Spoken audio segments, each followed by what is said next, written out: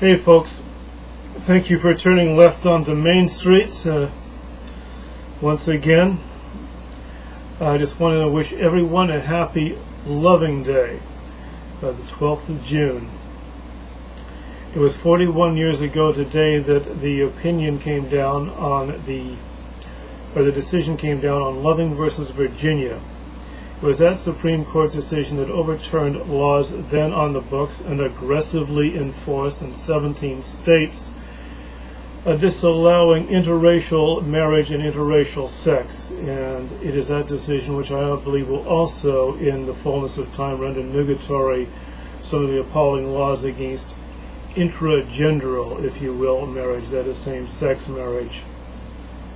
Little background. Back in 1959, which is the same time that I hit the turf running, a Mildred Jeter and a Richard Loving had married in Washington, D.C. to circumvent laws in their native Virginia.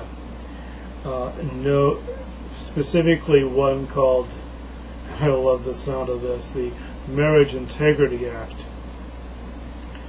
They promptly moved back to Virginia, and with the sole purpose of contravening that law, in that they might be charged, in that they might challenge it.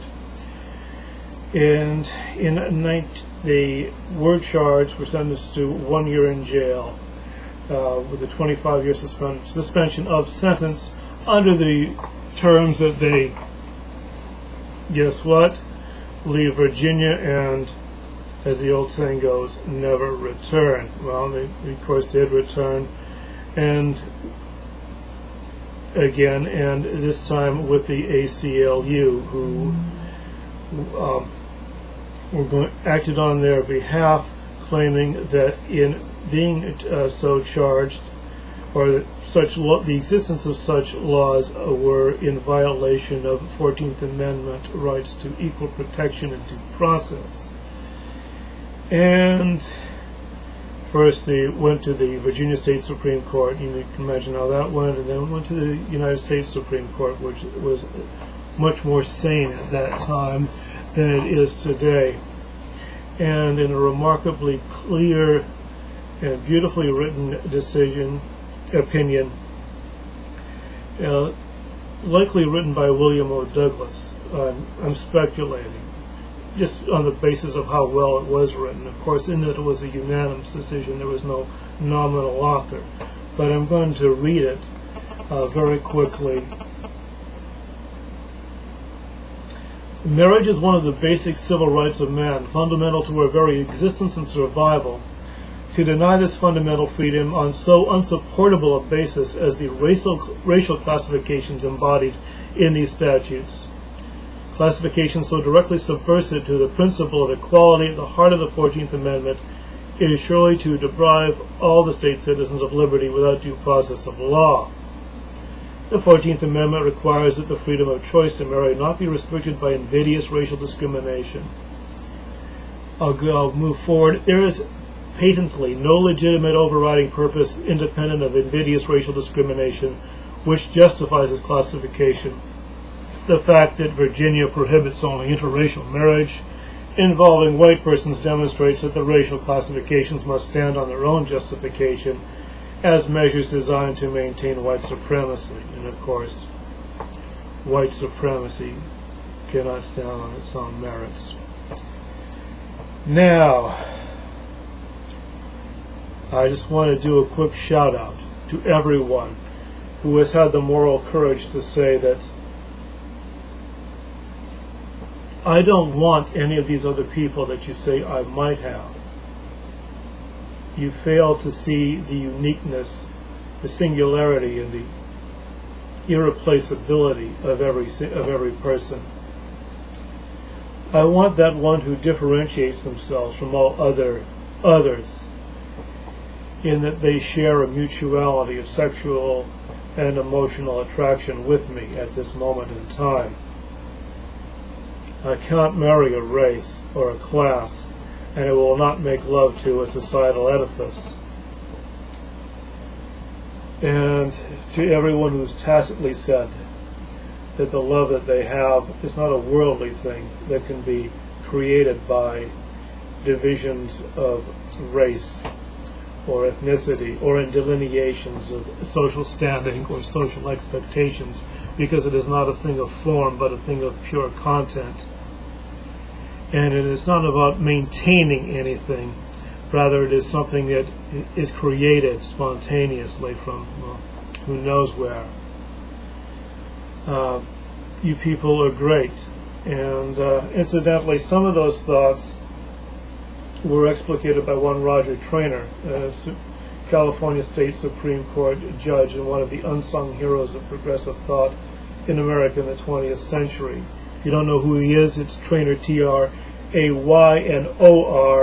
and Wikipedia him up. I think you will be likely rather surprised that you didn't know who he was. And I'm thinking of a case called Perez versus Sharp.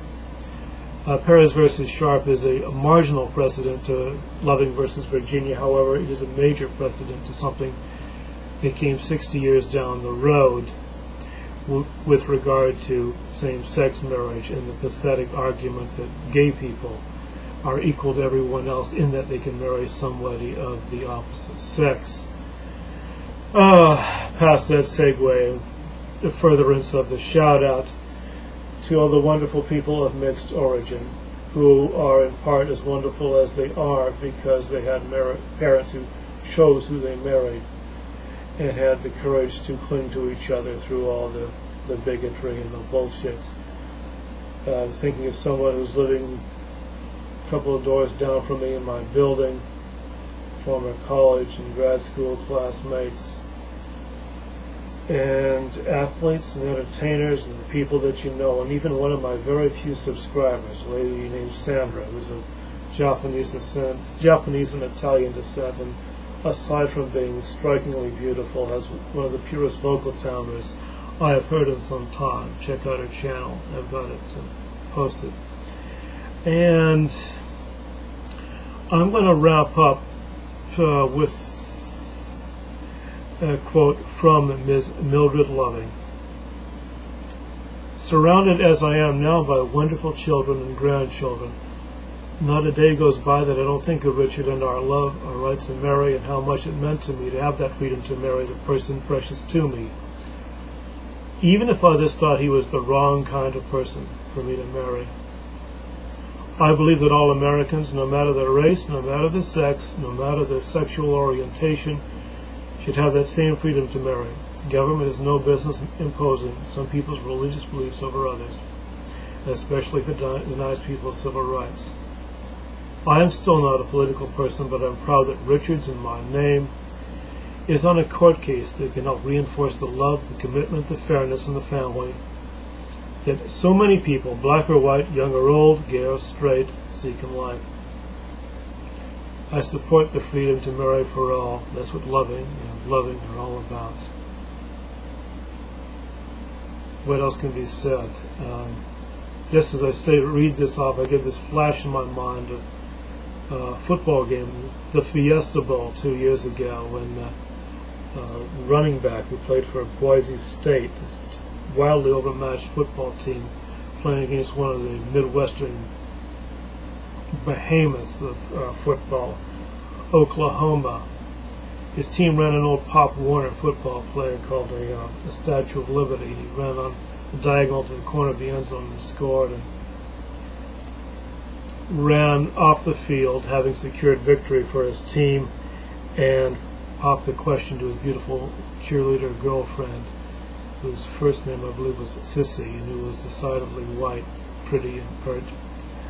And this gave me an extremely warm feeling. And I was already on a spiral high from having watched this amazing football game. Anyways, I'm sure everybody else has similar recollections, either from their own lives or the lives close to them. That's my thing for today. I'm going to start making more of these things soon. Relations. Goodbye.